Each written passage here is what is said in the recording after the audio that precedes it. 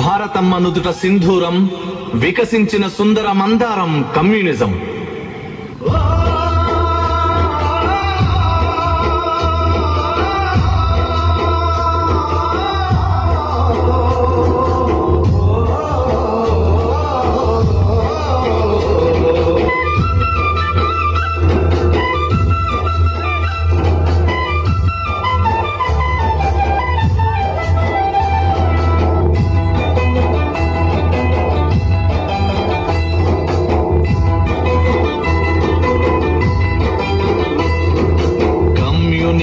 పిలుస్తోంది కదులు సోదరా, ఎర్ర జెండ పట్టి నీవు నడువు ముందరా, నడువు ముందరా.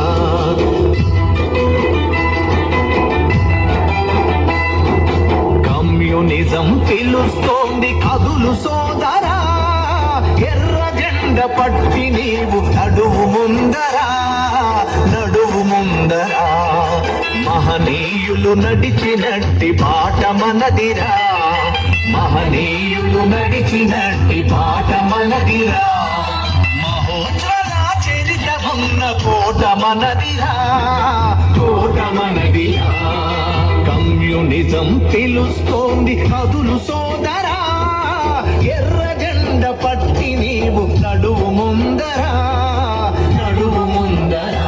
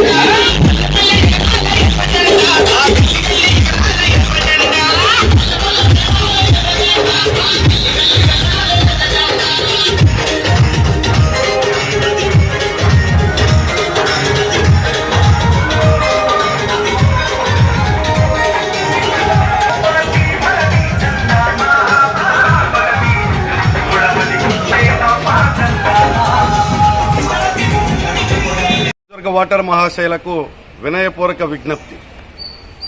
కాంగ్రెస్ సిపిఎం బలపరిచిన సిపిఐ అభ్యర్థిగా జి కోటేశ్వరరావు అనే నేను కంకి కొడల గుర్తు మీద పోటీ చేస్తా ఉన్నా. నా సీరియల్ నెంబర్ 5. దయచేసి ఓటర్ మహాశయులందరికీ కూడా విజ్ఞప్తి చేసేది, ఈరోజు ప్రచార కార్యక్రమం ముగింపు. ఇప్పటి వరకు 22 డివిజన్స్ లో ఉన్నటువంటి ప్రజానికానికి అందరినీ కూడా వ్యక్తిగతంగా కలిశాను, ఓట్లు అభ్యర్థించాను.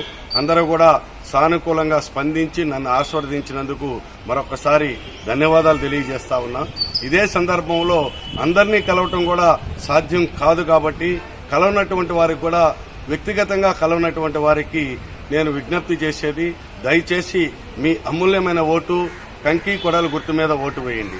నేను నిత్యం ప్రజలకు అందుబాటులో ఉండి 2 పర్యాయాలు కార్పొరేటర్గా ప్రజా సమస్యల మీద స్పందించి కౌన్సిల్లో ప్రతిపాదనలు చేసి అనేక ప్రాంతాల్లో అనేక సౌకర్యాల కల్పనలో నా వంతు కృషి చేశాను.